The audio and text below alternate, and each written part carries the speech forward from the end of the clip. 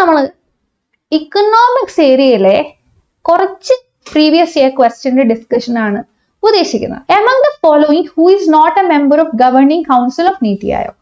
നീതി ആയോഗിന്റെ ഗവർണിംഗ് കൗൺസിലിൽ പെടാത്ത ഏത് കാറ്റഗറിയാണ്?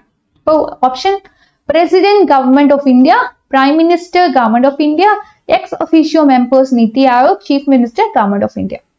അപ്പോൾ ഇതൊക്കെ പല വർഷങ്ങളായിട്ട് ഇൻക്ലൂഡ് ചെയ്തിട്ടുള്ള PSC പല എക്സാംസിനും ചോദിച്ചിട്ടുള്ള ഒരു ക്വസ്റ്റ്യൻ ആയിട്ടും കൂടെ നമുക്ക് കാണാൻ പറ്റും അല്ലെ.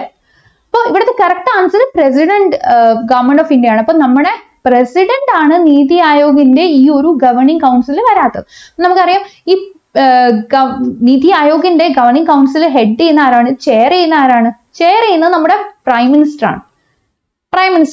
അപ്പൊ ഇവിടെ പ്രൈം മിനിസ്റ്റർ ചെയർ ചെയ്യുമ്പോൾ എല്ലാ സ്റ്റേറ്റിന്റെയും ചീഫ് മിനിസ്റ്റേഴ്സ്, യൂണിയൻ ടെറിട്ടറീസിന്റെ ചീഫ് മിനിസ്റ്റേഴ്സ് ഇവിടെ മെമ്പേഴ്സ് ആയിട്ട് വരുന്നുണ്ട്, ഗവർണിംഗ് കൗൺസിലിലെ മെമ്പേഴ്സ് ആയിട്ട് വരുന്നുണ്ട്.